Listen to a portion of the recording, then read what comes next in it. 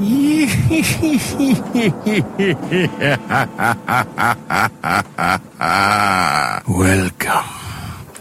to Biff's Mystery Theater. I have many tales to tell you. Ghost stories, murder stories, and tales that will make your bones chill.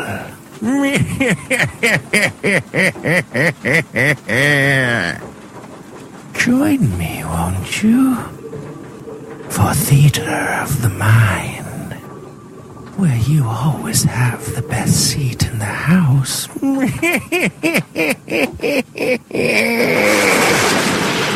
Now close your eyes and turn off the lights.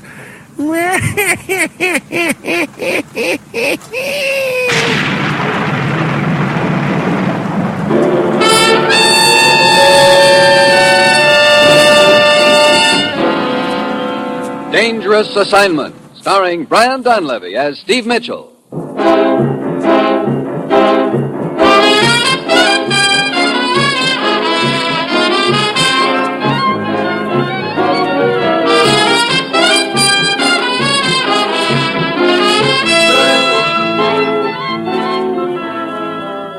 Yeah, danger is my assignment. I get sent to a lot of places I can't even pronounce. They all spell the same thing, though, trouble. But when I walk into the commissioner's office, I don't realize this assignment's going to involve my racing to crack a case before the killer pulls the trigger on me. Then having that race end up in a dead heat.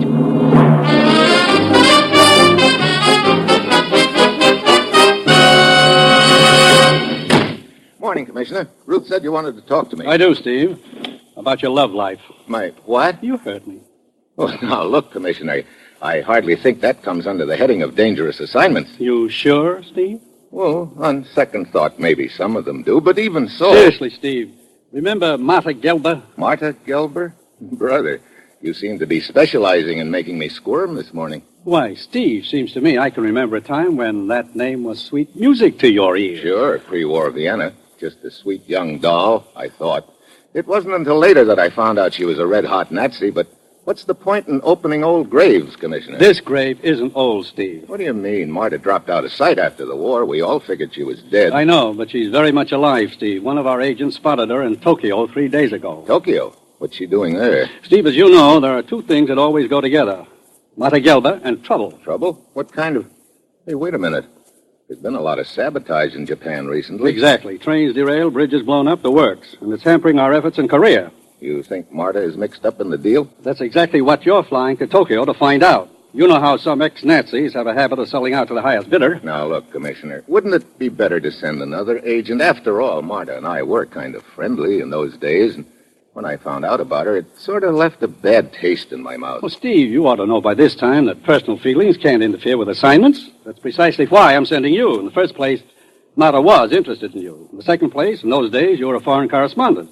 That's probably all she knows about you. Okay. What's my contact in Tokyo? The agent who spotted Marta, a man named McCloskey. He's staying at the Kura Hotel. Now, Steve, get over there. Talk to McCloskey and try to get a line on Marta Gelber. And if she's behind this operation, smash her. The sabotage has got to be stopped. Well, that's it. You've got your assignment. Good luck.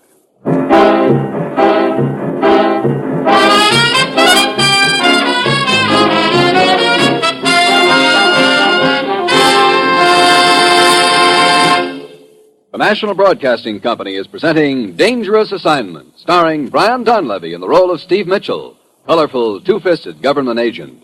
At all those places of the world where danger and intrigue walk hand in hand, there you will find Steve Mitchell on another dangerous assignment.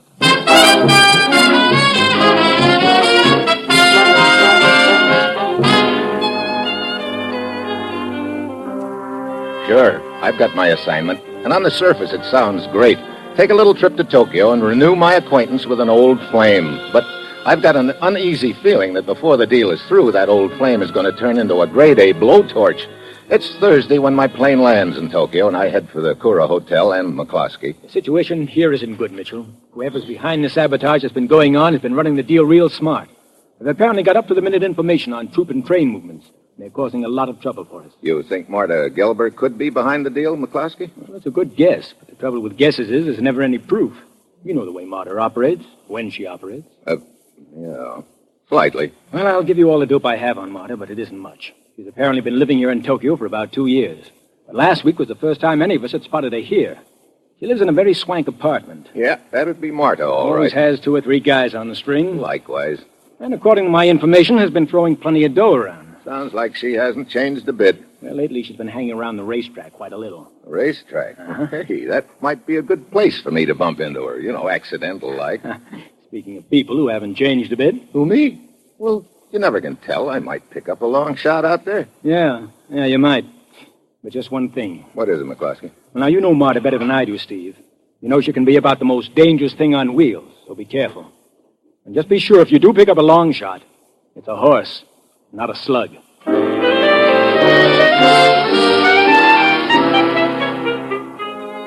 Cheerful guy, McCloskey. So I mosey out to the racetrack, and it isn't 15 minutes before I spot Marta.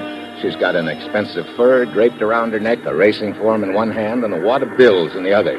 And she looks better than ever. I bury my nose in my racing form and start walking towards her. Oh, I'm sorry. why don't you look? Stephen Mitchell. Why, Marta. Oh, Stephen, darling. Hey, that's what I call a welcome home. Oh, darling, it's been so long. I can't believe it's you. Oh, how wonderful. Let me look at it. No, you have not changed one bit. Neither of you, Marta. Oh, I almost forgot. I am furious with you, Stephen. Go away. After 8 years, you're furious with me. Oh, that's great. Well, what did I do? That is what you did not do, Stephen. That night in Vienna. Remember? You promised to come back later, and you never did. Oh, that. Well, I got called back to the States all of a sudden. Well, it will take me at least 5 more seconds to forgive you. You're still writing for those silly newspapers? Oh, after a fashion. What are you doing in this neck of the woods, Marta? Oh, that is a long story, Stephen. Well, I'm a good listener. Well, right after the war, I met one of your GIs in Europe, and I married him. Met him and married him. Sounds like a real fast deal. It was just one of those silly things, Stephen. It lasted quick. Oh? Yeah. But there I was, married to him. So I came with him to the United States and later here to Japan with the occupation forces. Look, I didn't realize you were complete with husbands these days. Oh, no, don't let go of my hand, silly. I'm not married anymore. Oh, how come? A few months ago, he died in an accident. Oh. Yeah, poor boy, he was nice. Is there here? Is it finished? Listen.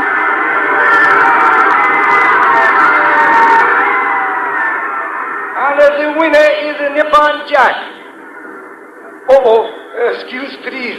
Not seeing correctly. G.I. Joe is the winner. So sorry. So now I work for importing firm here. But Steve, all these things about me. What do they matter, man? I guess they don't, Marta. Nah, of course they don't. Because now we are together again. Stephen, we have so much to say to each other, and this noisy racetrack, it's no place to say those things. Maybe you've got a point there, Marta. Here is my address, Stephen. You will come to see me tonight? Okay. I'll be there. I'm sorry I'm late, Marta. I had...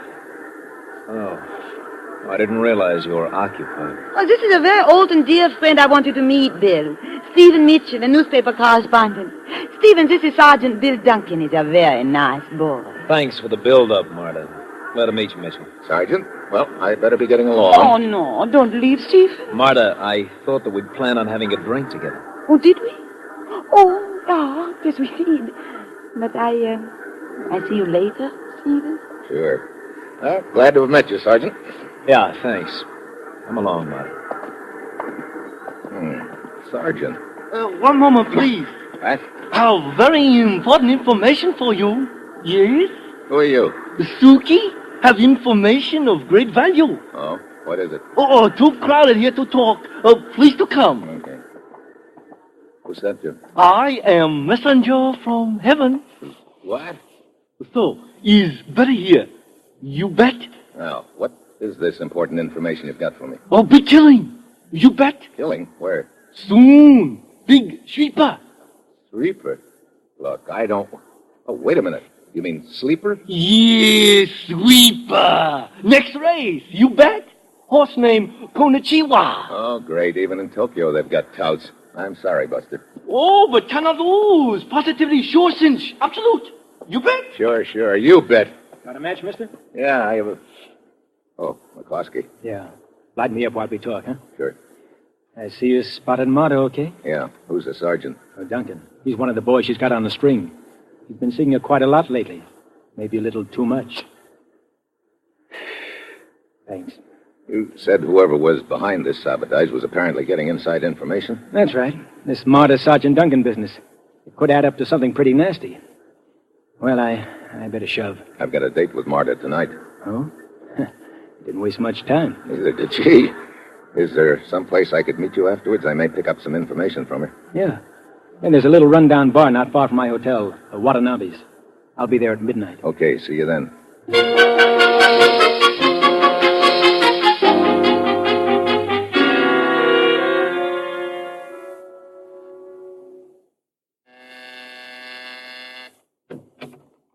As always, you are late, Stephen. Come in. Thanks. Well, quite a place you've got here, Martha. It is nice. Is it here, Stephen, beside me? Hey, looks like I get the complete treatment. Treatment? Well, soft lights, sweet music. Oh, yeah. Soft lights and music. For us, they were always good, darling. That little tune, you remember it? Oh, yeah. I remember it. Oh, Stephen, it is so good to have you close to me once again. Who could that be? Great timing. Yeah? Oh, yeah. Well, I don't know. Very well, yeah. Well, as I remember, you were right in the middle of some pretty interesting conversation, Marta. Huh? Oh, yeah. Something the matter? Oh, I suppose it is just the excitement of seeing you again, Stephen. It must have gone to my head. Headache? Oh, a little one, I'm afraid. I see. Well, in that case, maybe I'd better shove off and let you get some sleep. Huh? Oh, darling, would you mind? No, of course not, Martha. I hate to have you go, but I suppose you had better. Perhaps tomorrow night? Yeah, perhaps. See you later, Martha.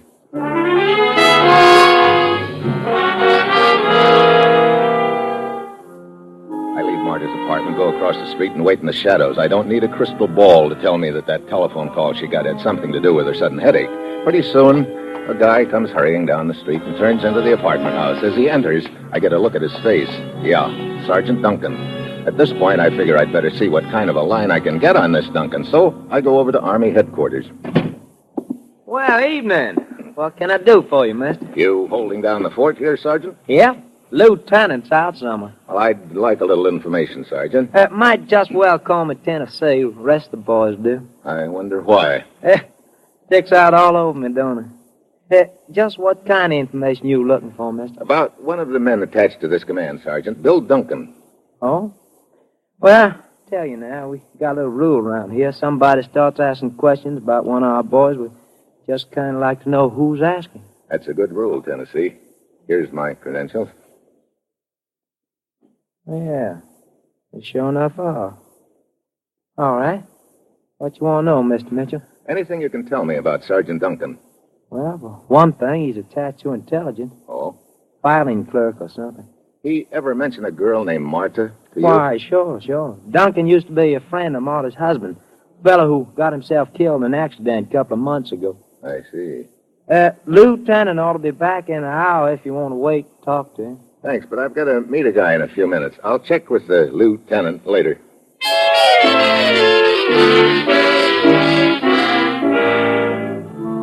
I head for Watanabe's bar, where I'm to meet McCloskey. It's a beat-up-looking joint, but McCloskey's nowhere in sight.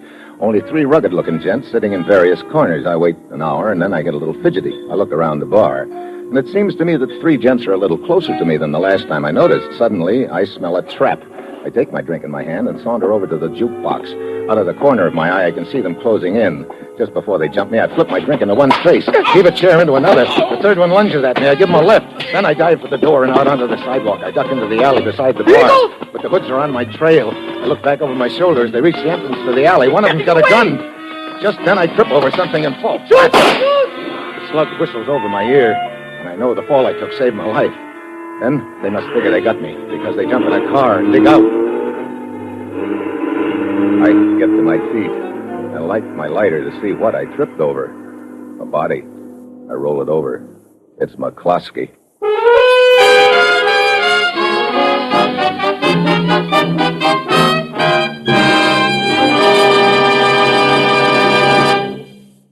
Here's a word about another NBC chime favorite returning to the air tonight. It's Chester A. Riley, played by William Bendix in the hilarious Life of Riley. Riley will be back over most of these stations later tonight. Chester may not be the combination of lady killer, star athlete, and mental giant he thinks he is, but Mom, Babs, and Junior love him anyway. And you'll love them all, even the friendly undertaker, Digger Odell, when the Life of Riley returns later tonight. The chimes are your invitation.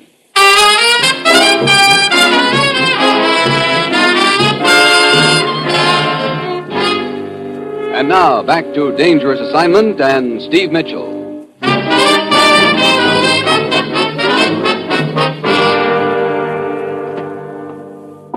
Well, evening, Mr. Mitchell. Back again, huh? Yeah, back again, Tennessee. Is that lieutenant here now? Yeah, here I am. Oh, Lieutenant Ames, Mr. Mitchell. Lieutenant, this is a government agent I was telling you about. Oh, yeah. Look, Mitchell, could we talk later? I'm in a hurry right now. Lieutenant, you've got a sergeant named Duncan who looks to be up in his ears in a very nasty deal right now. Duncan? Matter of fact, I'm on my way to see him right now. Mind if I go with you? Well, not at all. I'd like to question him with your permission. Afraid he couldn't give you much in the way of answers, Mitchell. Why not? I just got a call. Duncan's in a staff car down at the railroad yards with a bullet in his head.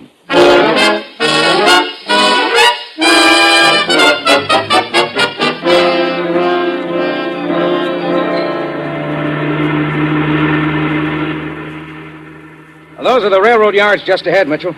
Yeah. How well did you know Duncan, Lieutenant? Oh, pretty well. Why? Because it looks like he was mixed up with a pretty dangerous girl named Martha Gilbert. I'm afraid you're barking up the wrong tree, Mitchell. How so? Duncan was all right. And he wasn't mixed up with Martha. He was out to get her. What do you mean? We've had our eye on Martha for quite a little while now. Duncan's been working on the case. He had a personal motive, too. He was convinced Martha killed her husband, Duncan's friend. He was trying to prove it. I see. That sort of puts a new light on Duncan. Yeah. Then this ought to be an open and shut case, Lieutenant. Look, Duncan went to Martha's apartment house around 9:30. She probably had gotten wise to him. They drove down here to the railroad yards, and she shot him. Well, that's the logical explanation, all right, Mitchell. There's just one thing wrong with it. What is it? It's impossible. Huh? How do you know? Well, as I told you, we've been keeping our eye on Martha for some time now, figuring she could be the brains behind this sabotage that's been going on. So? So, this afternoon, a train coming up here from the south was derailed, delayed for 3 hours. Just got in half an hour ago, as a matter of fact. Well, what's all this got to do with it? I figured it might be time to do a little questioning, so I dropped in on Martha. Tonight? Yeah. I got there about 5 minutes after 10 and stayed until about 11. I still don't see... They told me over the phone that Duncan's time of death had been fixed at 10 o'clock. These yards are a good 20 minutes drive from Martha's apartment. She couldn't have killed Duncan at 10 and have gotten back to her apartment by 5 after when I arrived. Oh, great. Our case against her blows up right in our face. Sure does. Oh, here we are. That must be the staff car over near the freight train. Yeah. Who's the guy standing beside the car? It's probably the yard watchman. I told him to keep the car under guard. Brother, railroad business must be bad. Only one train in the whole yard. Now you begin to see how effective the sabotage has been. Who is it, please? Lieutenant Ames. Oh, yeah. Anybody been near this staff car since Duncan's body was discovered? Only the doctor. I've lied no one else. Oh, good. Come on, Mitchell. Let's take a look. Right. Huh. Still seated beside the wheel. Bullet hole in his chest. Close range. Look at the powder burns. Yeah. Another slug creased his skull and then went through the windshield right here. Yeah. From there, yeah. Look at the caboose of that freight train. It's right in the line, and the window of the caboose is shattered, too. Good thing there was nobody in the caboose at the time. Hey, wait a minute. Maybe there was. What do you mean? Maybe that's where the killer was. No. That wouldn't explain the powder burns on Duncan's chest and head. That's right. And look at this windshield. From the way it's shattered, it's obvious the slug traveled from inside the car out. Well, guess that's about all there is to see here. I suppose the car's been checked for fingerprints. Yeah, none. Probably all wiped clean. You know, I can't get rid of the idea that Martha killed Duncan. Sure, it's the logical answer, all right. But like I told you before, it just happens to be impossible. She couldn't have. Well, let's check over the times involved again. Okay. I saw Duncan go into Marta's apartment at 9:30, and then I left for Army headquarters. Right. Duncan's time of death was fixed by the doctor at about 10 o'clock. But at 5 after 10, I arrived at Marta's apartment. And the railroad yard here is a good 20 minutes drive from Marta's apartment. All of which means she couldn't have killed Duncan at 10 and gotten back to her apartment by 5 after when I arrived. When did you leave Marta's apartment? It was about 11:15 when I got back to headquarters at And 11. when was the body discovered? The night watchman makes his rounds here every 2 hours. At 11:30, just half an hour ago, he spotted the staff car and Duncan's body. I got the call just before you walked in. Well, it sure looks like Marta's in the clear, all of which leaves us nowhere. What time is it now? 5 after midnight. I guess it's not too late Too late for what? to drop in on Marta again. You still think she did it, don't you? Yeah, but thinking it and proving it are two different things. They sure are. Particularly when it so happens that I'm Marta's alibi. Yeah, that makes it tough. Well, won't hurt to pay her a visit anyway. See you later, Lieutenant.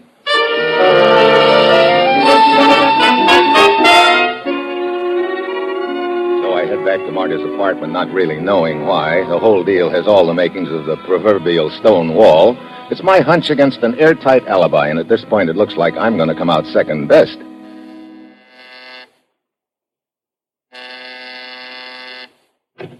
Why, Stephen. Hello, Marta. Welcome in. Thanks. Ah, this is a surprise. Yeah, I know it's a little late to be calling, but I'm glad you came back, Stephen. how's the headache? Much better, thanks. Sit down. Okay. I'm afraid I've got some bad news for you, Marta. Oh? Oh, your newspaper's not sending you away again so soon. No. I mean your friend, Sergeant Bill Duncan. Biff? What about him? He's been murdered. Murdered? Biff? Oh, no. Yeah. Oh, Stephen, I cannot believe it. When did it happen? About 10 o'clock tonight. What? That must have been right after we left here.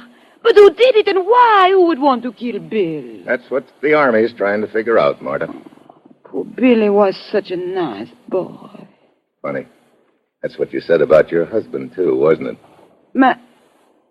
Stephen, what do you mean? Skip it. No, wait. You surely do not think I had anything to do with this? Why should I? Well, there's no reason for you to, but... Another thing. Lieutenant Ames of the Army came to question me this evening. He arrived shortly after Bill left.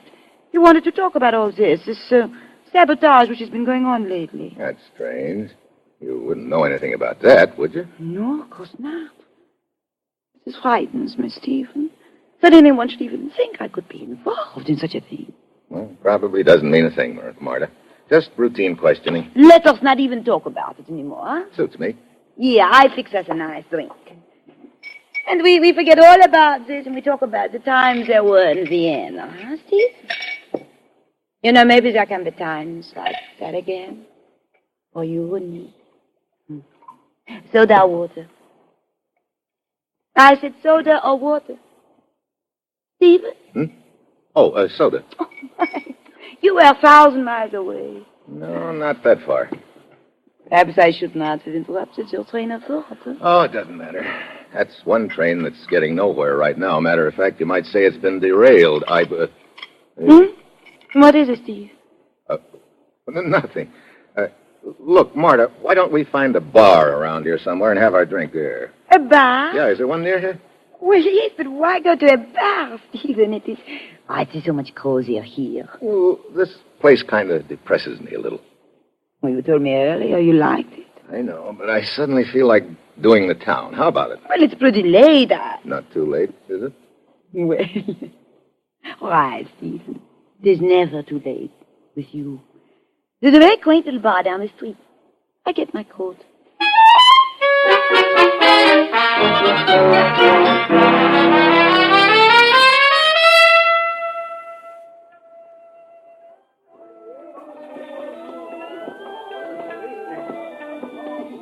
So, you like this bar, Stephen? Yeah, a lot of atmosphere. Here, this table all right?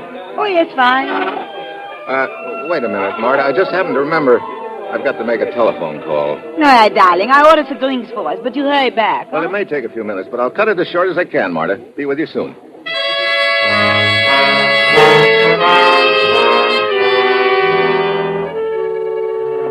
back hall and out the door into the alley. Then I head for Marta's apartment. I'd slipped the catch on her door when we'd left, so it's unlocked. I go inside and start looking. I know what I'm looking for, but I don't have much time to find it.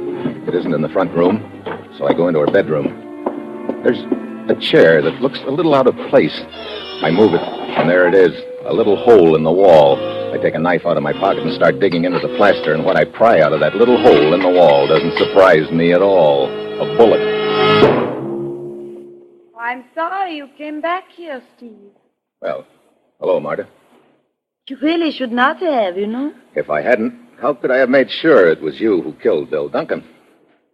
Oh, that is a very dangerous thing for you to say, darling. Particularly when I'm holding a gun on you. It's the truth, isn't it? Is it? Sure. You also had McCloskey killed because he was getting too warm. You're also the little lady who's been organizing all the sabotage. Perhaps what you are trying to say, Stephen, is that you're not merely a newspaper correspondent. That's right. I was sent over here to Tokyo to find out who was responsible for the sabotage. Right from the start, I figured it was you. Now I know I'm right. And that is why you made the excuse about the phone call. To come back here and find that bullet which seems to mean so much to you. Yeah, but you got a little suspicious of me and followed me back here. Stop where you are, Stephen. It will do you no good to try and circle around me. I said stop. Okay. Stephen, I think you know I must kill you now. You've done it before. It shouldn't be any novelty. And the difference is, this time I must kill someone I'm almost in love with. Oh. So now we go into the hearts and flowers routine. I can hear you now. Poor Stephen. He was nice. And I will mean it. I am sorry, Steve. Would have been nice for us. Are you kidding? You think I'd have any ideas about making sweet music with a cobra? Thank you for that, Stephen. Makes it so much easier for me. Goodbye, darling. Well, knocked the gun right out of her hand. Nice shot, Lieutenant. Yeah, not bad at all. Lieutenant Abe! I spotted you at the window. I was circling to get out of your line of fire. That's what I figured. It looks like you and I tumbled to that train gag about the same time, Mitchell. Yeah. Lieutenant, this is all a mistake. It sure is, Marta, and you made it. Lieutenant, you must listen to me. You know I could not have killed Bill Duncan. He was shot at the railroad yards at 10. You came to see me here 5 minutes later. Sorry, Marta. It's no use. Bill Duncan was shot at 10 o'clock, all right, but not at the railroad yards. No, that is a lie. Bill came to see you at 9:30. You know he finally had the goods on you as head of the sabotage ring. You maneuvered him into your bedroom and shot him twice. Once in the chest, and the second slug grazed his head and plunked into the wall. That's the slug I just dug out of the wall. It is not true. Then before you had a chance to dispose of the body, I showed up. All the time I was talking to you, Duncan's body was right in the next room. You are insane. When the lieutenant left, you drove the body down to the railroad yards. There was already a bullet crease in Duncan's skull, and you wanted to make it look like he'd been killed at the yards. So you fired a slug past his head, through the windshield, and through the window of the caboose standing near the car. I will not listen to this. You have no proof that Bill was not killed at the railroad yards. You want proof? Okay, I'll give it to you. The lieutenant told me that on the way to the yards that another train had been sabotaged and had just arrived. That was 11 o'clock, Marta. Well, That's right. We weren't paying much attention to that fact then. I guess we both tumbled to it about the same time. I'm sure you get it, Marta. There was no train there at 10, the time of Bill's death. No caboose for that slug to plug into. And to think I once thought I loved you. Oh, save it, Marta. You know, it's pretty funny. Huh? We didn't trap Marta. She trapped herself. What do you mean? You figure it out. You get hooked because the train wasn't on time. It wasn't on time because your outfit had sabotaged it. It's pretty fitting at that. Marta wrecks a train, the train wrecks her. Yeah. Matter of fact, you might call it cooking your own caboose.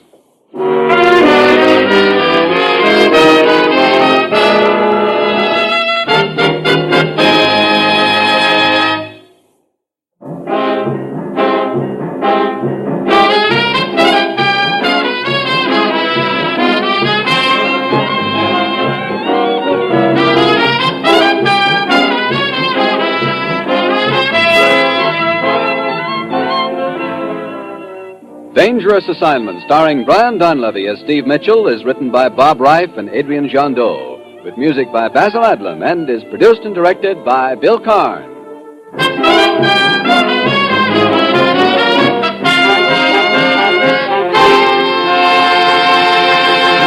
Three chimes mean good times on NBC. Saturday night chimes mean Dennis Day and Judy Canova. Dennis Day will be back tomorrow night with more songs and merry, mischievous mix-ups. The Judy Canova Show also returns tomorrow when Judy and her pals get together. Hear Night Beat and later William Bendix on NBC.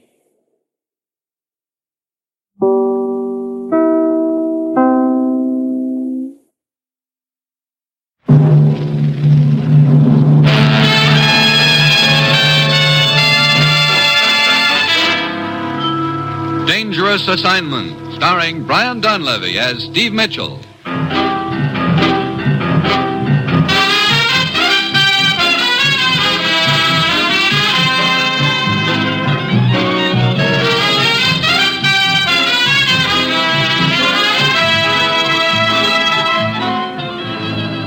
Yeah, danger is my assignment.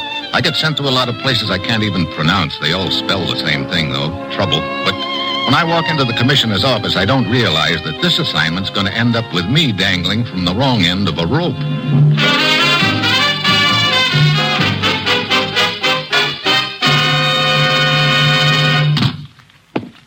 Well, here he is, Commissioner. Thanks, Ruth. Steve, I suppose I pulled you right out of a big deal, as usual. No, it was all very innocent this time, Commissioner. Matter of fact, I was down at the rifle range improving my marksmanship. What? Honest. Alone? Well... From where I stood, it looked like he was closing in on a target for tonight. That's what I thought. I have your plane ticket at my desk when you're ready, Steve. Okay, Ruth. Well, where am I going this time, Commissioner? To Munich. Your plane leaves in 1 hour. You'll be looking for the memory chain. Memory chain? No relation to the daisy chain, is it? I'm afraid not. Good. I'd have a pretty hard time passing myself off as Queen of the May. Seriously, Steve, this is the toughest proposition we've ever been up against. It's a skillfully organized pipeline through which vital information is leaking out of this country to Eastern Europe. I see. There are no documents involved. It's all done by a system of runners. Each runner memorizes the information and passes it on to the next one by word of mouth. And right now, a vital chemical equation is somewhere along that pipeline. Uh-huh. Any idea how far along the chain it is by now? Yes. We caught up with the first runner in Lisbon, but 2 days too late. He'd already passed the message on. We then traced runner number 2 to Paris, but we were 6 hours too late there. Sounds like we're running a poor second all along the line. Yes, and I'm sending you over there to come in first for a change. We now have reason to believe that the next transfer point is Munich. And we have a tip that a woman named Eva Schaefer may be one of the runners. One of our agents is in Munich now, Kurt Allison. Now, Steve, get over there and work with him and then go anywhere and do anything you have to keep that equation from getting through. Well, that's it. You've got your assignment. Good luck.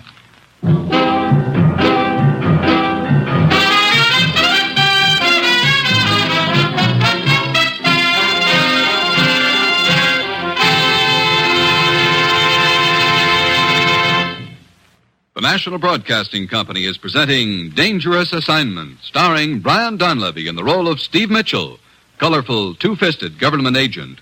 At all those places of the world where danger and intrigue walk hand in hand, there you will find Steve Mitchell on another Dangerous Assignment. Sure,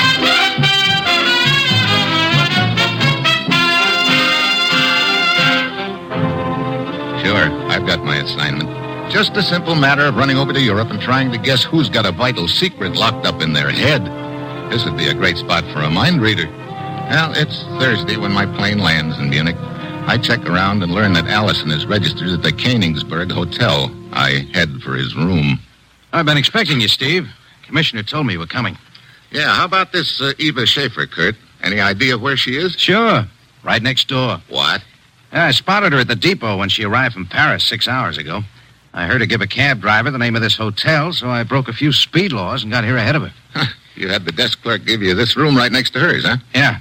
Then I had the clerk stall her down in the lobby long enough for me to slip a couple of microphones in her room. Brother, you work fast. I had to. Oh, here are the earphones. Take a listen. Okay. Anything going on? No. What's she been doing since she got here? Filing her nails, mostly. You know, that sound gets awfully annoying after a while. Hey, wait a minute. Sounds like somebody's knocking on her door. Yeah? The evening paper, Fräulein. But I ordered no paper. It is a service of a hotel. Yeah, very well. Danke. Who was it, Steve? Bellboy. Brought her the paper. Could have been some sort of a signal. Hey, wait a minute. She's leaving. What? Yeah, she just went by our room. Probably heading for the stairs. Wait a minute. Let her get down the hallway. Okay, let's go. Yeah, heading down the stairs into the lobby. I got a car outside if we need it, Steve. Good. Hey, Hey, watch it, Steve. We better go single file. The stairway's getting crowded.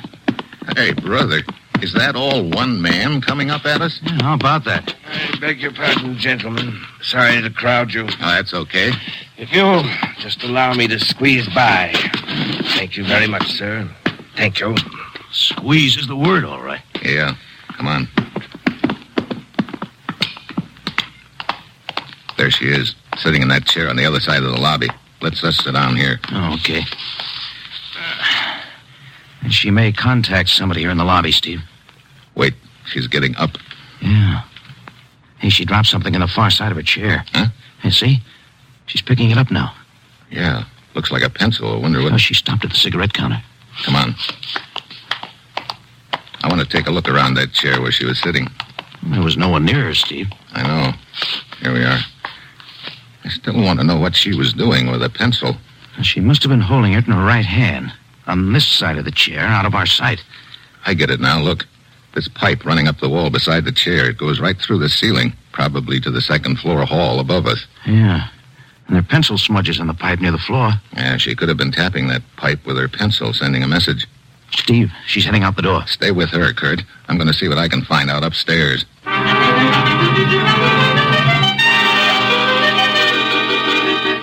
I head upstairs, 2 at a time. The second floor hall is dark, but I spot the pipe running up the wall, and then I hear a door close at the far end of the hall. I head in that direction fast, but when I get there, I see it's a door to the back stairway. I pound down the stairs and out into the alley, but there's no one in sight. So now I know a message has been passed on, and the runner's gotten away. I head for the street. Block and a half away, I see Kurt tailing the girl. He turns into another alley. I speed up then, as I'm half a block away. The shots are from the alley. I get there and turn in. And there's Kurt, lying on the ground in front of me. Oh, it's my own fault, Steve. Come on, Kurt. I'll get you to a doctor. No, it's too late. Check on the girl, Steve. The girl. You know where she went? She should be down there at the end of the alley. Huh? I think I got her. Kurt. But he's gone. I go down to the end of the alley, and the girl is there, all right. One look at her, I know she won't be transmitting any more messages. So now we've gotten 3 links to the chain. One in Lisbon, one in Paris, and one here in the alley in Munich. It leaves just one more, the most important one of all, the guy who's carrying the message right now. I head back to the hotel, and the desk clerk. Yeah, Herr Mitchell, what can I do for you? You can tell me if anybody's checked out of the hotel during the last few minutes. Has anybody checked out, he asks. There has been a regular exodus, 4 people. Who were they? And where did they go? 3 of them left for the Bauerbach Inn. Bauerbach Inn? Where's that? East of here, in the Alps, near the border. I see. 3 of them. Yeah. Fräulein Kent, most attractive young woman, I might add. Also, Herr Grippo. And finally, Herr Godel, the stout gentleman. You may have seen him around the hotel here. One cannot help noticing. Wait a minute. He must be the boy who was coming up the stairs when I was coming down. And that message was sent to the second floor, too. Upstairs, downstairs messages. I do not understand. Never mind. I think I do. Okay, thanks. Wait a minute. Yeah? You said 4 people left this hotel, but you only gave me 3 names. What about the 4th? Oh, yeah, I almost forgot. The 4th one was a woman. She left the hotel in quite a hurry. Oh? It was a very close thing. What do you mean? She went to the hospital. And this bird you talk about was not far behind. What bird? The stork. Oh, great. I'll see you later.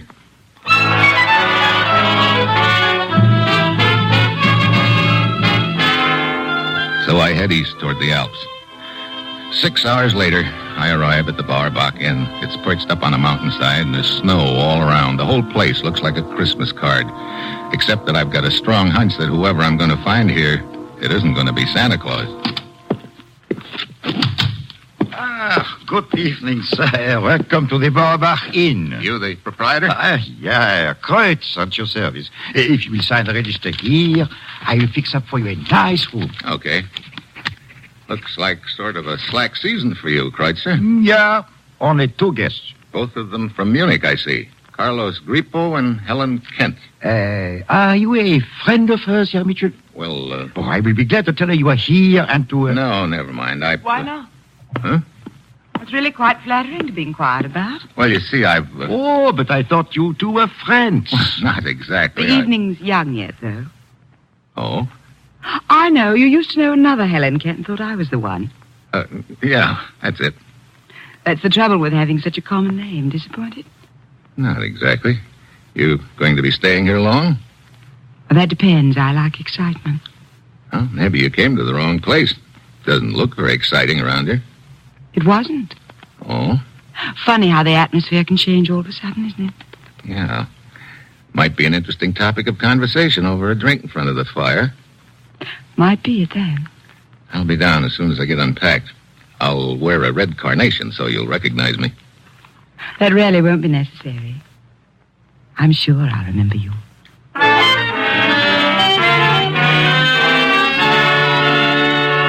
I go up to my room and stretch out on the bed, trying to add up the deal in my mind. At this point, I'm pretty sure that the person I'm after, the last link in the memory chain, is either Helen Kent, Carlos Grippo, or Gordell, the fat boy. But what's worrying me is that Gordell hasn't shown up at the inn. I start downstairs to have that drink with Helen, and then I see I needn't have worried, because waddling up the stairs towards me is a very familiar hulk. Excuse me, sir. If you will allow me to squeeze by you, But wait. I believe I have already squeezed by you earlier today, have I not, on the stairway in Munich? That's right. You've got a good memory. A photographic one. I pride myself on it, sir. Godell is my name. Steve Mitchell. Delighted, sir. I look forward to making your acquaintance properly a little later downstairs under less cramped conditions. Until then, Mr. Mitchell. Until then, Mr. Gordell.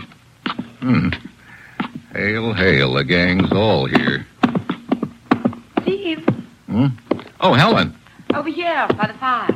Okay, I didn't know you were with somebody. This is a friend of mine, Carlos Grippo. Carlos, Steve Mitchell. Hi. I am honored, Senor Mitchell. Helen, I thought we were to take a walk around. I'm really too tired. Carlos, be a dear and bring us all a drink. Well, look, I can get my own. Well, you don't mind. Do you, Carlos? Of course not, Helen. We'll be back shortly. Looks like your boyfriend isn't too happy about things. Carlos?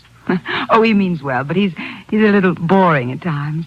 You've known him long? Not very. He's frightfully rich, I understand. Comes from some part of South America. Seems to have made a hobby lately of following me around. Oh, well, I can think of worse hobbies. You know, I can think of much more interesting things to talk about than Carlos. Yeah, for instance? For instance, us. You on vacation here? No, I'm working. I take pictures for a European feature syndicate. I see. Well, that probably means you do a lot of traveling. Mm-hmm. How about you, Steve? What brings you here? Oh, vacation, mostly. Going to stay long? I don't know. That depends. On what? Whether the atmosphere gets exciting or not? So now we're talking about the atmosphere again? Mm-hmm. Maybe this one could get exciting, Steve. I don't doubt it. Maybe... Fräulein Kent. Well, looks like the atmosphere will have to wait. The innkeeper told me you wished to see me. I'm August, the guide. Oh, yes, August. This is Steve Mitchell. Mitchell? August? I wanted to find out if all the arrangements had been made. Yeah, we leave early in the morning. Good. Leave? Mm-hmm. We're going on a hike. Oh, where to? Oh, look, out the window there. You mean that mountain? Yeah, to the top. Brother, you've got ambition. Well, I think I can probably get some good shots along the way. Like to come, Steve? Me climb that thing? Oh, no, thanks. Well, it might be fun. Fun yet. You break your neck getting to the top, and what do you do when you get there? Sure, then you're on top. Yeah, that's what I thought. You look on the other side, then you come down again. The climb, that is the thing. Not for me, it isn't. Wait a minute.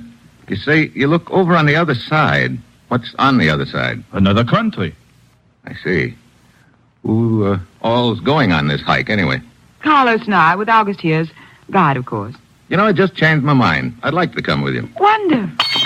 What? Carlos, you dropped the change. See, it was clumsy of me.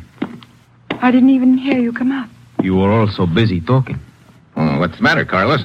You disturbed at the thought of my going along on the hike? Probably no whiz at it, but I think I can hold up my end of things. We shall see, senor. Helen, may I speak with you for a moment? Yes, all right. Maybe later, Steve? Maybe. Helen. Coming, Carlos. Well, Mitchell, I suggest you get a full night's sleep. It'll be a hard climb tomorrow. Good evening, Mr. Mitchell. Oh, hello, Gordell.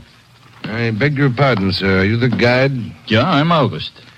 I've just learned of the proposed climb up the mountain in the morning. I would like very much to accompany the party, if I may. What? You? I don't know, Herr Gordell. A man of your size might find it a little difficult. I think you will find me surprisingly light on my feet. You really must want to get up that mountain bad, Gordell. On the contrary, Mr. Mitchell, I delight in acting upon the slightest whim. The more unpredictable, the better. That's an interesting way of looking at things. I'm quite certain our trip tomorrow will be equally interesting, Mr. Mitchell.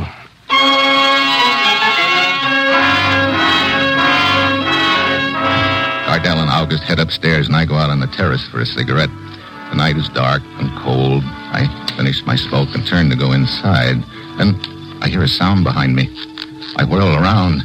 Something's flying through the air at me. I hit the deck. Something plunks into the wall over my head. A mountaineer's ice axe, the kind they use in climbing Alps. I scramble to my feet, but whoever chucked the axe is gone. So now the trail is heating up. I'll be climbing up that mountain tomorrow. I've got a strong hunch one of the members of the party will be doing his or her best to make sure that I come back down the mountain the hard way.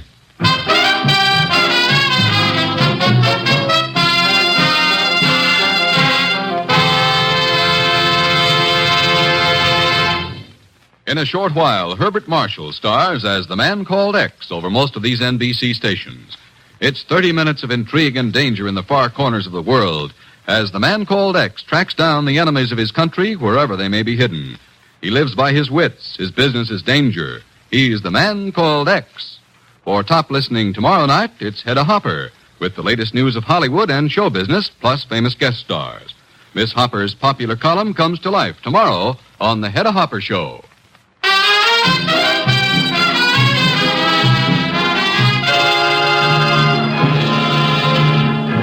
And now, back to Dangerous Assignment and Steve Mitchell.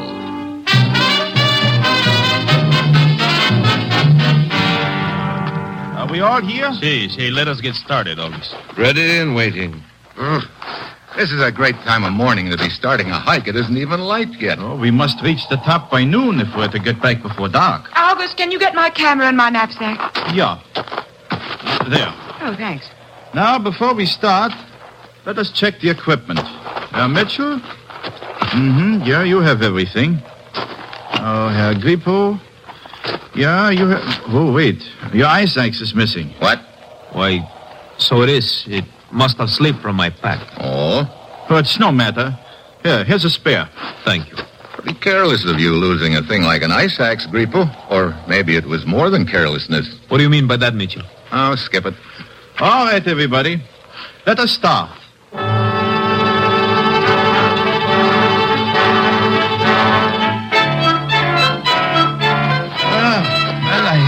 We'd better stop here for a rest. I could use a bit of a breather. Yeah, suits me too. Where are the others? Grippo and Helen, around the bend. Here they come. Now, from now on, we will use the ropes. Yeah, been getting many pictures, Helen? No, I've been too busy trying to get my breath. Carlos here. He's an old hand at it, though. Doesn't seem to bother him a bit. Funny, an old hand at mountain climbing should lose his ice axe. You seem quite concerned over its disappearance, Mitchell. I was quite concerned with one last night, Grippo. I was just wondering if it could have been yours. I have not the slightest idea what you're talking about. Of course not. Wait a moment. There's a wonderful shot of the valley below from right over here. I'll just be a moment. You're quite taken with Helen, Mitchell. Am I? So it would appear. I suppose it would also appear that you don't like it much. I, senor? But why should I object? I was under the impression that you followed her here from Munich. I assure you it was quite the other way around. What? Mitchell, I have a considerable amount of money. I go where I like, I do what I like. I like to climb mountains, so here I am. But I do not follow women. They follow me. Oh, well, that's nice work if you can get it. It's also very interesting. Steve, Yeah? come here a moment, would you? Okay. And who is it who follows women? Like I say, it's nice work if you can get it. Steve, I wonder if you'd stay to me a little while I take this picture. Okay. Just hold on to me a moment. That's it. There. That was quick. Maybe too quick. Well, I could take another. Or why don't I just save the film? Well, Glad you came, Steve. I don't know yet. Maybe you'll find the first part's the most difficult. After that, You're talking about the mountain, of course. Yes, of course. Steve, Hey, we're getting sort of close to the edge. So we are. I mean the mountain. You sure? Mitchell, Yeah. we are ready to move on. Okay. Come on, Helen. You know, maybe sometime we won't be interrupted at the wrong time. Yeah, we'll probably faint from shock. Be a pretty poor time to faint. We will have to use the rope for this next part of the climb and go single file. Okay, Hey, wait a minute. What is it? Don't tell me that's the next part of the climb. Oh, yeah. That's the Devil's Chimney, they call it. Brother, just like a tunnel and it goes straight up. Don't tell me you are afraid, Mitchell. Okay, I won't tell you, Grippo, but I am. You will see. It's not so bad as it looks. It couldn't be, August. How do we climb it? August has just been explaining it to me. It's called the back and knee technique, Mr. Mitchell. One puts his back against one wall, wedges his arms and knees against the other, and works himself up that way. All right, now snap the rope onto your belts, all of you. I'll lead the way. Herr Grippo is next, then Fräulein Kent, followed by Herr Gordell. Herr Mitchell, you will bring up the rear.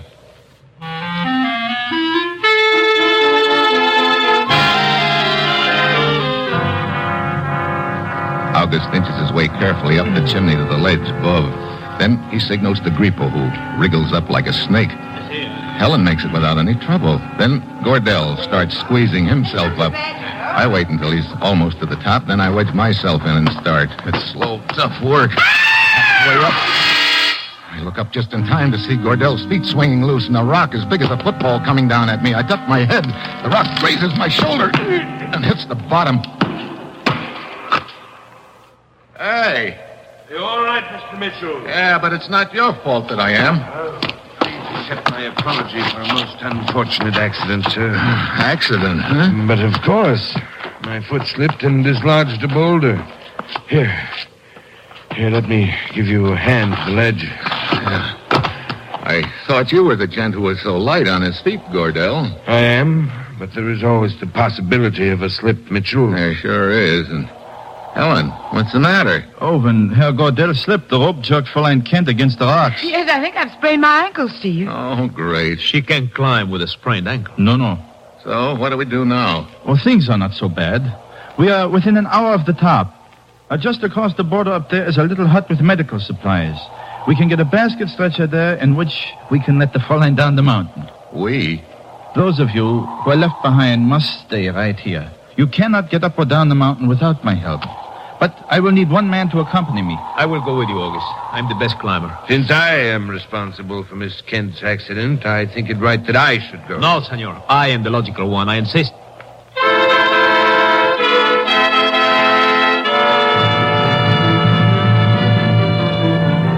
So Grippo and Gordell both want to go with August to the top, to the border.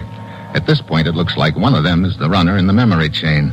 The question is, which one? I don't know, and that means I've got to prevent either one of them from reaching the border. August said the party which was left behind can't move from the spot without him. That means there's only one guy who should make that climb with August. I'm your boy, August. Yeah, you're the one I'll take, Herr Mitchell. But why? I am a better climber. And the obligation is mine. I say I will go with you, August. Herr Grippo, Herr Gordell, allow me to remind you that I am the guide. And I will take whom I choose. I choose Herr Mitchell. Come. Hurry back, Steve. I hope I don't come back in too much of a hurry. Around this bend, Herr Mitchell. Okay. You're probably wondering why I selected you to accompany me. I'm glad you did, August. Well, to tell the truth, I do not trust either of those men. I don't know why. I just do not trust them. You've got company there. Stop here and fasten the rope to your belt. So, now we must work our way across this open face of rock. It'll be a short climb, but a difficult one. There are enough crevices in the rock for handholds. I will go first. Okay. I'll tell you when to follow. Observe where I place my hands and use the same handholds. Right. All right, come ahead. Oh, brother.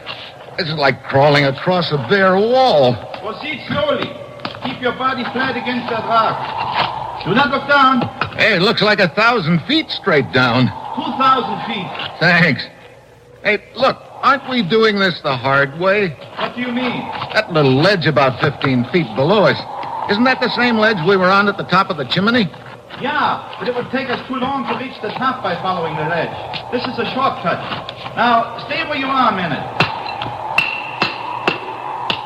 What are you doing now? See that little perch on top of the rock above us? I'll work my way up to it and anchor myself. Then I'll help you up there with the rope. So, there's one spike, now another.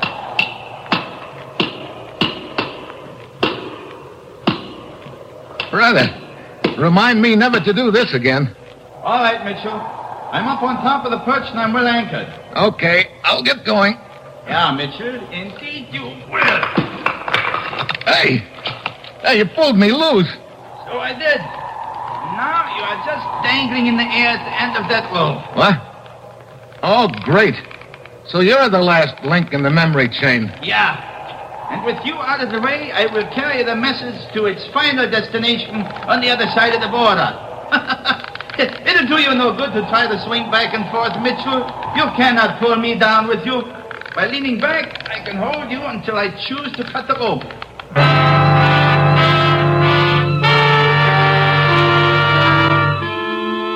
That's why I'm swinging. I saw August reaching for his knife, and I've got to keep both his hands occupied on the rope. He leans well back and grins down at me. Then I spot my only chance. At the end of each swing, my body is carried under an overhanging rock out of August's sight. The ledge is about 15 feet below. I get my own knife out, and each time I pass under the rock, I take a whack at the rope. You tired of swinging yet, Mitchell? You ready for that big drop?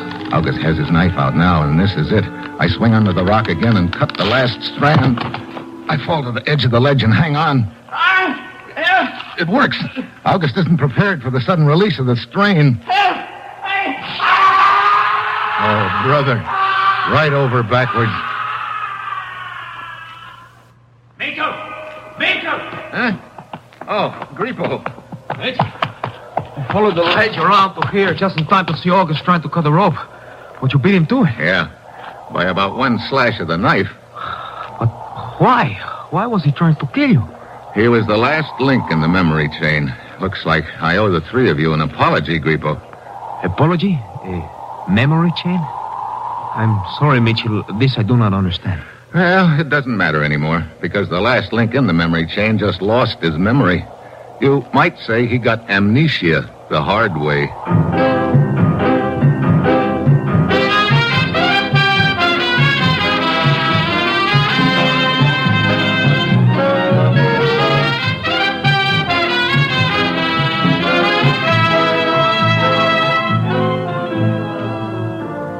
Dangerous Assignment, starring Brian Donlevy as Steve Mitchell, is written by Bob Reif and Adrian Jondeau, with music by Robert Armbruster, and is produced and directed by Bill Karn. Be with us again next Saturday when Brian Donlevy, starring in the role of Steve Mitchell, will embark on another dangerous assignment.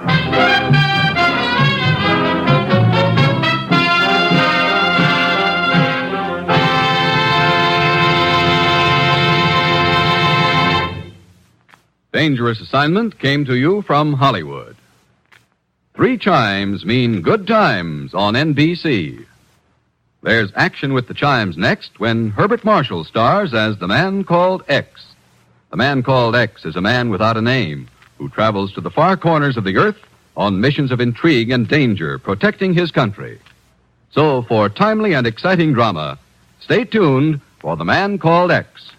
And a reminder, Bob Hope stars tomorrow in The Big Show, along with Tallulah, Jimmy Durante, Perry Como, and many more. Now join Herbert Marshall and the exciting Man Called X on NBC. Dangerous Assignment, starring Brian Donlevy as Steve Mitchell.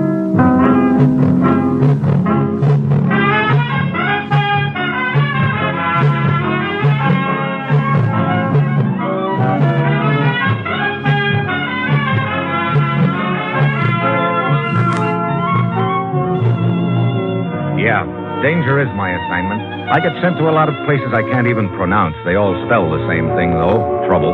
But when I walk into the commissioner's office, I don't realize this assignment's going to end up with my saving 3 lives by calling the right football play.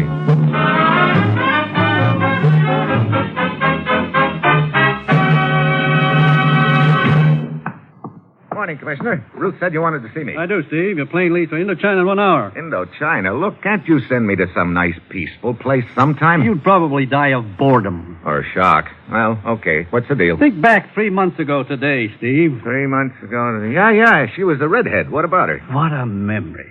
For certain things. But that's not what I mean. Oh. I'm talking about Paul Savage. Remember him? Savage? Sure. One of our government clerks who was discharged 3 months ago on suspicion of being connected with a spy ring in this country. What about him? At the time, Savage claimed he was innocent. Don't they all? Last night, we found out Savage was right. What? Last night, one of those witnesses in the cases suddenly felt like talking to us. He arranged a secret meeting with one of our agents, but on the way to that meeting, he was shot. He lived just long enough to tell us that he and the other witnesses had been paid to say what they did. But the whole case against Savage was a frame. Brother, this is a great time to be finding that out. Who framed Savage and why? You'll remember, at the time, Savage claimed he had complete information on the spy organization in this country. He was framed to discredit him and shut his mouth. I still don't see where I... Hey, wait a minute. You said I was flying to Indochina. You mean that's where Savage is now? Here, take a look at this European newspaper picture, Steve. Prisoners of the guerrillas in Indochina. Hey, one of those prisoners looks like Savage. We think it is Savage, Steve. We know he went to Indochina. We also know he signed up with the French to fight the guerrillas. Looks like he got too close to them. And now he's in a guerrilla prison camp somewhere in Indochina. It's up to you to find him and get him out of there. Are you kidding? Aside from making proper restitution to him, he's got information that's vital to us, Steve. So I'm just supposed to walk up to the guerrilla prison camp, knock on the door, and say I want Savage, huh? How you do it is up to you, Steve. If those guerrillas realize who Savage is, they'll probably get the word to kill him quick. You've got to get him before that happens, Steve. Now get over to Indochina. Talk to Major Correa of the French Army in Saigon. Then go anywhere and do anything that's necessary to get Savage out of there alive. And, incidentally, try to stay alive yourself. Now, that's it. You've got your assignment. Good luck.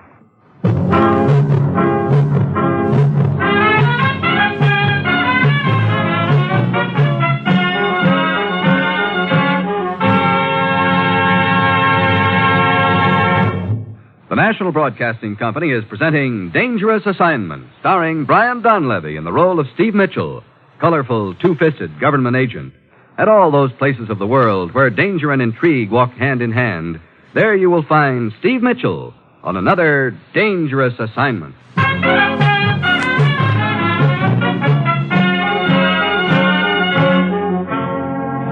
Sure, I've got my assignment. A real breeze. All I have to do is plunk myself down into no man's land and into China and rescue a war prisoner before the guys who've got him find out who he is. Yeah, it's going to be a race. Whoever gets to Savage first wins, and I've got an uneasy feeling the race is going to turn out to be a dead heat. It's Friday when my plane lands in Saigon. I head for French Army headquarters and the commandant, Major Correa. I do not envy you your assignment, Mitchell. Neither do I, Correa. As you know, a large part of northern Indochina is now in the hands of these so-called guerrillas. They seem to have unlimited manpower and equipment. You any idea where they're holding this guy Savage a prisoner? Oh, oui. I have been studying this newspaper picture you brought to me. As you know, it shows a group of prisoners at work repairing a damaged river bridge. I recognize the bridge. It is slightly to the east of Dondang, near the Chinese border. I think you will find your man Savage in a prison camp in that area. I see. How many men can I have? That is the unfortunate thing. Huh? I can only spare you one. One? Oh, great. Oh, rest assured, I would like to cooperate with you to the fullest extent. But we have too few soldiers as it is, and with a constant threat from the north. Okay. Any ideas on how this two-man army is going to invade northern Indochina? Oui. Sergeant Lucas. Yes, Commandant. Come in here for a moment. Yes, sir. Lucas is one of the best native non-commissioned officers we have. He knows the northern country like the palm of his hand. He will be your guide. Hello, Luca. I am honored, Mr. Mitchell. Lucas will brief you on the plan to get in, Mitchell. As for getting out again... You know, I was sort of wondering about that. I want to keep this deal a round trip, you know. At midnight, the night after tomorrow, one of our torpedo boats will approach the coast at this point on the map. North of Haiphong, huh? Oui. The boat will come close into the beach and remain exactly 20 minutes. No more. Sort of cutting it close, aren't you? And now, if you will come into the next room with me, Mr. Mitchell, I brief you on our arrangements for the trip north. Okay, Luca. Well, thanks for everything, Major Curray. I only wish I could do more. Well, I'll see you in a few days, I hope. Well, let's face it, Jack. This is going to be a rough deal. Hey, you don't sound like you'd lived in Indochina all your life, Luca. No. I grew up here, then went to school over in the States for a year. I was going to be a big career man. Public health, welfare. Might as well have majored in bird calls. Or jungle fighting. You can say that again. Well, here's the setup. After dark tonight, we'll be flown up the coast. North of Haiphong away, we'll turn inland, make parachute jumps. Swell. Then, if we're lucky, we'll make our way to a little farmhouse near there. After that, we'll just see what turns up. Okay, well, I'll see you at the airstrip at dark. You know, you don't sound very bitter, Luca. Bitter? Yeah, getting ordered to an assignment like this. I volunteered for it. Volunteered? Sure. As soon as I heard you were handling the job. Look, I must have a better press agent than I thought. I didn't realize my reputation. No, that's not what I mean. It's just that I've been dying to talk to someone like you, someone who could tell me. Tell you what? What happened to Notre Dame this season?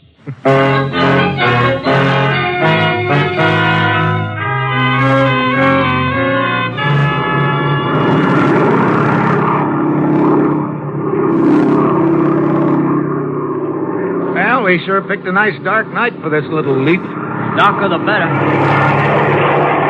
Hey, we're turning, Luca. Yeah. Heading inland. Just a few seconds more now. When that light over the door goes on, we get off. Be sure keep your hand on the ripcord. Don't you worry, you couldn't pry it off with a crowbar. When you get down a little way, you'll spot the clearing. Work the shrouds to try to land it. Okay. Hey, there's the light. Okay. I'll go first. Ready? Ready as I'll ever be, I guess. Well, sitting bull. You mean Geronimo. To each his own, Jack. Stay on the ground.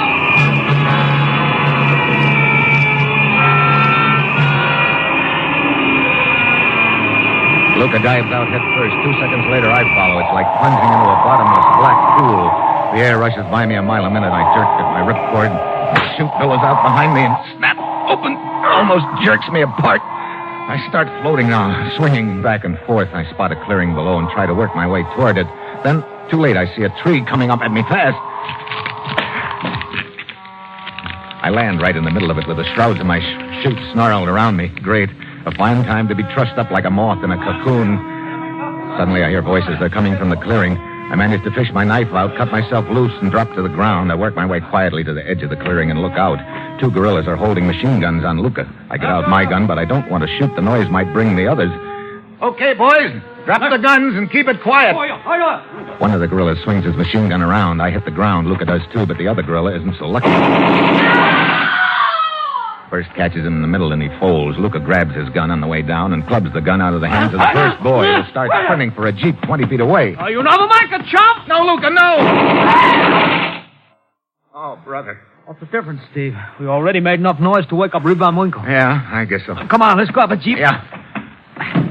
Hey, you know the roads around here, Luca? What roads are? Well, we better get on one in a hurry. That gunfire will probably bring some more guerrillas. Oh, we go as fast as we can in the jeep, then we'll ditch it. Hey, this is a road? Well, this neck of the woods is practically a highway. Hold on. Go make sharp turn left. Hey, wait a minute. What's right ahead of us? It's a roadblock. Well, got any bright ideas, Steve? Just one. Not too bright, but it'll have to do. Slow down like you were going to stop at the roadblock, then When I give you the word, speed up again. We'll try to bust through. Okay. Brother, half a dozen of them. Okay, step on the gas. Hold on.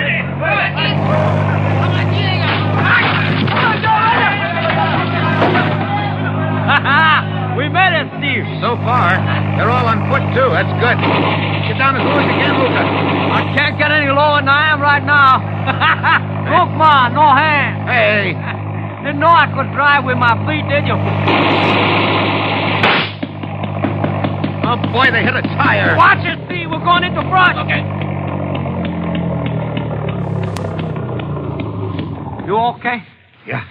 Let's get out of here. Okay. We've got about a quarter of my head start on them. We can lose them easy. I don't care how we do it. Just start losing them, Buster.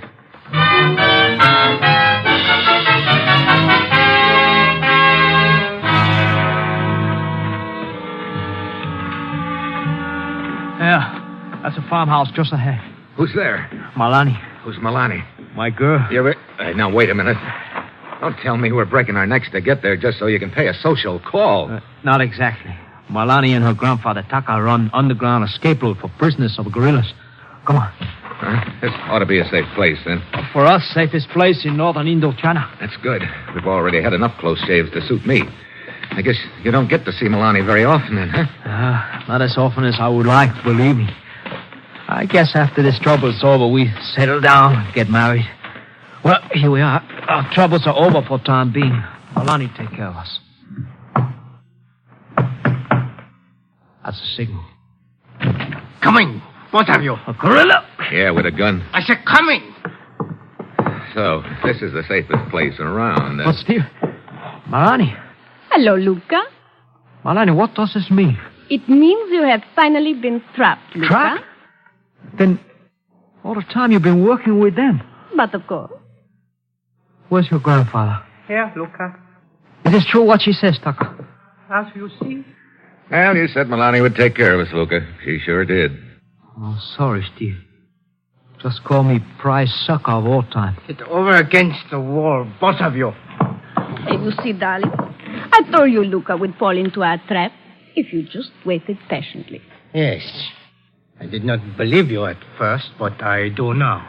So, what happens now, Buster? I suppose you got ideas about making it pretty warm for us.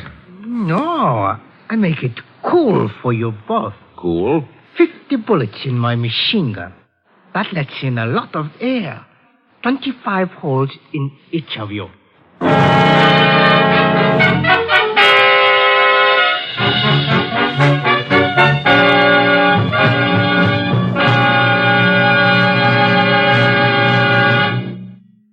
Herbert Marshall stars as Ken Thurston, the man called X, in a short while over most of these NBC stations.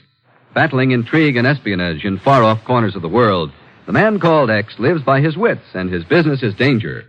Tomorrow night, NBC brings you another broadcast of radio's greatest spectacle, The Big Show. Tallulah is your hostess once again, and tomorrow's stars include Fred Allen, Ed Wynn, Jack Carson, Ed Gardner, Mindy Carson, Meredith Wilson, and many, many more. It's an hour and a half every Sunday of the best in comedy, music, and drama. It's The Big Show.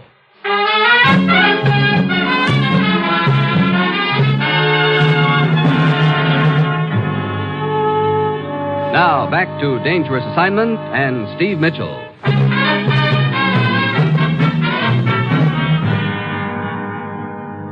Well, at this point, I'm looking like a bad risk for a long-term loan. My chances of getting Sarvish out of that prison camp alive are nil. Matter of fact, it looks like my chances of staying alive are equally nil. The gorilla is giving us a big, nasty grin over the barrel of his machine gun, and Malani, Luca's ex-girlfriend, is hanging all over him. Darling, kiss me. You could have spared me this, Malani. Shut up, Luca. Kiss me, darling. Ah, there. That is it.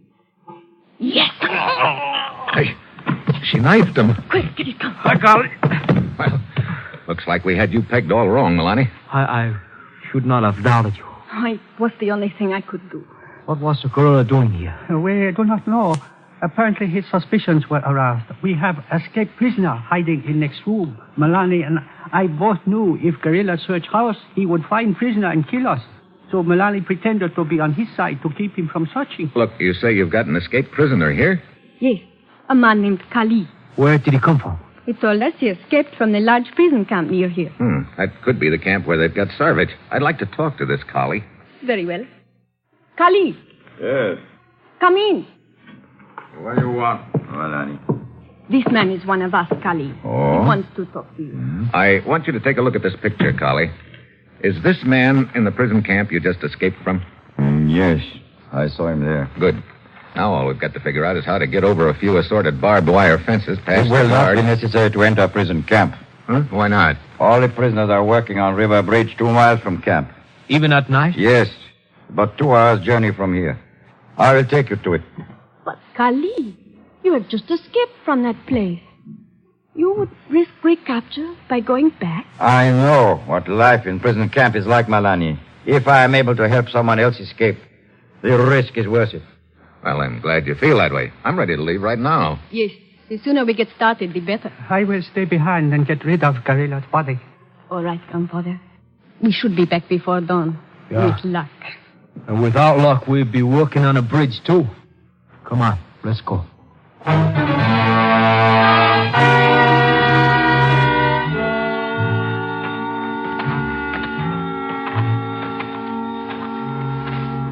See?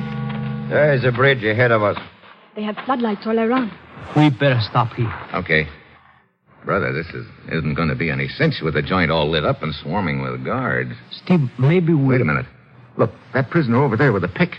That's Sarvich. What do we do now? Drop our hankies to attract his attention? I will get him. How, Collie? As you see, I am dressed like other prisoners. I can work my way to him without attracting attention. I will tell him you're waiting for him here, in the underbrush. You will be taking a big chance, Kali.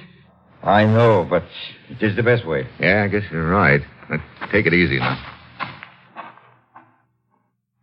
That Curry, he's real eager, isn't he? He sure is. Look, Steve, if there should be a ruckus and we get separated, there's a big fallen tree about a quarter mile from a farmhouse. Yeah, I remember it. We'll meet there, huh? Okay. Hey! Look at Collie out there. He's not heading for Salvage. He's heading for one of the guards. And he's pointing in this direction. Steve, cut him! Luca, put down that machine gun.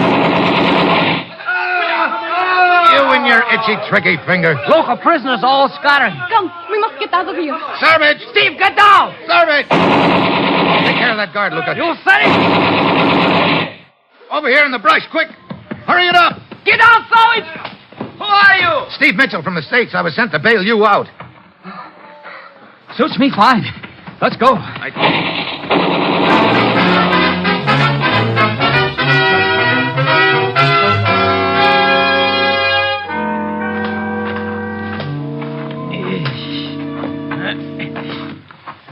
Hey, how much farther to the farmhouse, Luca? Just a couple 100 yards. Brother, you'd never know it in this jungle.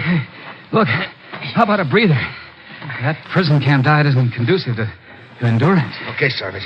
Well, Arnie, as soon as we get to the farmhouse, you and your grandfather must pack up and leave. Yes. Kali was obviously sent there to get information on us. The guerrillas may know more about us than we think. I'm pretty sure they do. What do you mean, Sarvich? This morning, I overheard a couple of guards talking in the prison camp. They said something about a farmhouse they were keeping an eye on. Come. I would like to get back there as soon as possible and get grandfather. Hey, you make it? Okay, Sarvich? Yeah, I'd crawl if I had to. Hey. What's the matter, Luca? Look up in the sky ahead. Huh? It's all red all of a sudden. Oh, fire. The farmhouse. Come. Hey, not so fast. But I must find out. Hold it, Milani. We don't want to go busting out into that clearing. Steve is right, Milani. We just ease up to an edge. Oh, look. It is the farmhouse. You can see it burning. Oh, look. Oh, take it easy, Milani. We don't know yet whether... We better hold it right here. Look, half a dozen gorillas with torches in their hands. Wait. By the light of the flames over there, a body. It's... Grandfather. Milani. Dead. Brother. Don't look, Milani. Turn your head away. I want you to... No. I want to look. I want to remember the faces of those guerrillas. I will see them again. Steve, this isn't good. If they're in on this deal as so much as... Yeah, that means they'll be scouring this jungle for us. It also means we better get started for the coast right away. Sarvich, I guess it's up to you. What do you mean? It's about 30 miles to the coast, 30 miles through some pretty rough jungle. We'll be traveling in daylight, and there'll probably be about 3 gorillas per square foot all the way. We've got to get there by tomorrow midnight, and it's almost dawn now. Sounds jolly. Yeah, and that prison camp hasn't left you in very good condition. You think you can make it? I don't know, Steve, but I told you once I'd crawl if I had to. I may end up doing just that. But as long as there's a crawl left in me... That's good enough. Steve, behind you, gorilla! Get him! Oh!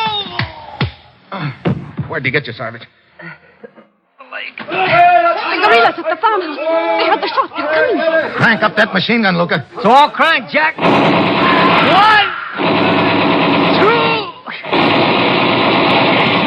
Wait, the other 3 are running away. Good. That'll give us a few minutes anyway. Come on, let's get started. But my leg, I can't walk on it. Okay, so we play piggyback. No, Steve, no.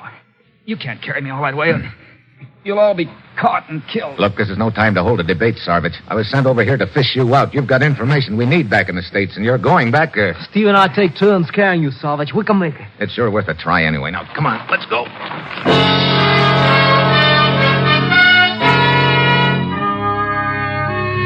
If you don't think you can have nightmares in broad daylight, you should try inching your way through a steaming jungle with a wounded man on your back, a blazing sun beating down on you, and several assorted gorillas scouring the brush for you. Twice we hug the ground while their patrols come so close I can count the slugs in their guns, but we keep going. Luke and I trade off carrying Sarvich. Milani just keeps plodding along, saying nothing. The hours drag by, but they're not dragging any more than I am at this point. Finally, it gets dark again, and we try to speed up. It's a race against time now. We've got to get to the coast by midnight. 9 o'clock comes. 10 o'clock. By this time, we're on the ragged edge. 11 o'clock. We keep stumbling along, and then after what seems like 3 years, we come out on a little bluff overlooking the ocean. Steve, this is it. We made it. Okay, Sarvich. Down you go easy now. Oh, I could not have gone another step. Steve. Yeah? Oh, thanks. Okay. I didn't think we were going to make it. You know something, Sarvich? Neither did I. What time is it, Luca? So, 2 minutes before midnight. Brother, that's really cutting the margin close. A torpedo boat should be along any minute. We have to wade out to it. Yeah, that'll be a pleasure, believe me. Wait. What's the matter? Down there on the beach below us, I saw a glint of metal. You sure, Steve? Yes. Look, some figures. It's a guerrilla patrol. They must have found out about our boat somehow. Oh, this is just great. We break our backs getting here and then find them between us and safety. Listen. Yeah? I hear the boat. Yeah, I can see it in the moonlight. It's coming in close. The gorillas see it, too. They're waiting for it. Steve, how are we going to get to the boat? You answer that one, you'll hit the jackpot, Luca. Oh, wait. Where's the flashlight? Here it is. What are you going to do, Steve? Send a message to that boat. We've got to head it off. Maybe we can arrange a pickup at some other point. But, Steve, some of these gorillas understand English. They could probably read a message. And as for arranging another rendezvous, you know we could never make it to anywhere else. Yeah, I guess you're right, brother. If I don't call the right play now, we're all cooked. Hey, wait a minute. What is it? Luca, the first time we met, you asked me what happened to Notre Dame this season. Oh, sure, but what's that got to do with it? It means that some of the boys in this neck of the woods are football fans. Oh, yeah? Some of them? Including the French? Oh, sure, particularly about Notre Dame, but... Okay, that's all I wanted to know. I just hope that French torpedo boat skipper is a fan, too. What are you sending? Notre Dame? Look, I still don't see what you're trying... Good. Use more reverses. Notre Dame should use more reverses. What kind of message is that? Hey, the boat's turning. It is heading up the coast. Or maybe it is leaving. Oh, Steve, I get it now. You want a skipper to try a reverse of his own. But you think he'll understand? I don't know. That's what we've got to wait to find out.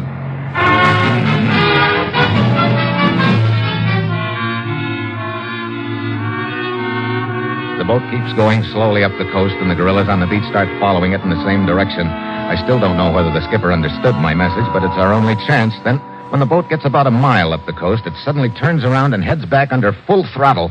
Steve, it worked. He drew the gorillas away from here. Yeah, let's get down to the beach quick. Get aboard, Sarvich. Come on. Okay, Steve. Come on, Milani. I am not going. Why? I will stay behind. There is much work for me here. Are you crazy? Your grandfather's been killed, and you stand a good chance of the same thing. Now, come on. No. It's no use, Steve. She and I have already talked about it. I want her to come too. So much. But she said that she's staying. Go quickly, all of you, while there's still time. I will be all right. And Luca, it will work out for you and me. After this is over, it will work out for you and me. Yeah. Sure. Come on, Steve.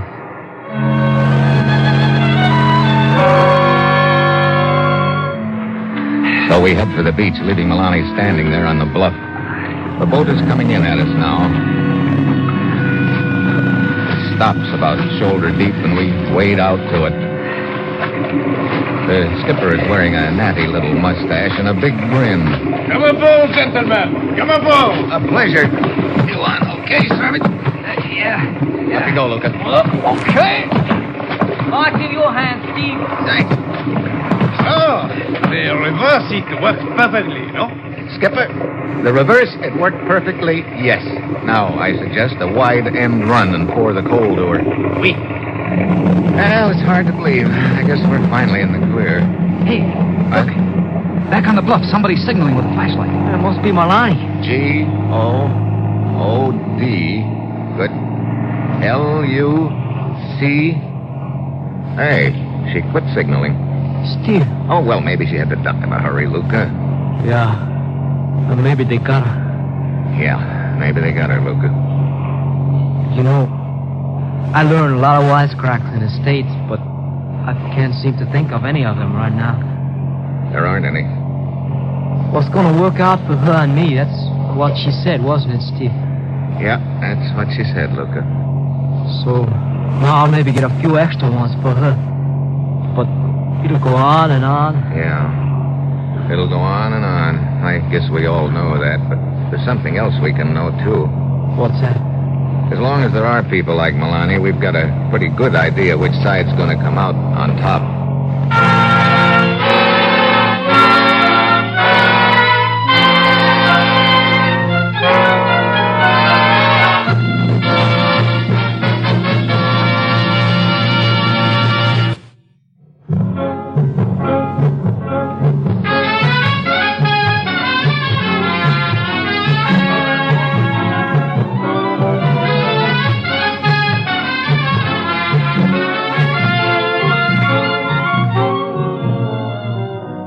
'Dangerous Assignment, starring Brian Donlevy as Steve Mitchell, is written by Bob Reif and Adrian Jandot, with music by Robert Armbruster, and is produced and directed by Bill Karn. Join us again next week at this time when Brian Donlevy, starring in the role of Steve Mitchell, will embark on another Dangerous Assignment.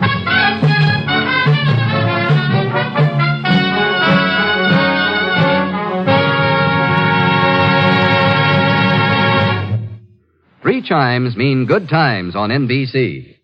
Tonight, Herbert Marshall stars as the man called X, a man without a name who travels the world over battling the forces of international intrigue and espionage. For mystery every Saturday night, it's the man called X. For music on Saturday night, it's your hit parade, bringing you the top tunes in the land, selected by you and presented by Raymond Scott's orchestra, Eileen Wilson, and Snooky Lanson. Now hear the man called X and the big show tomorrow on NBC.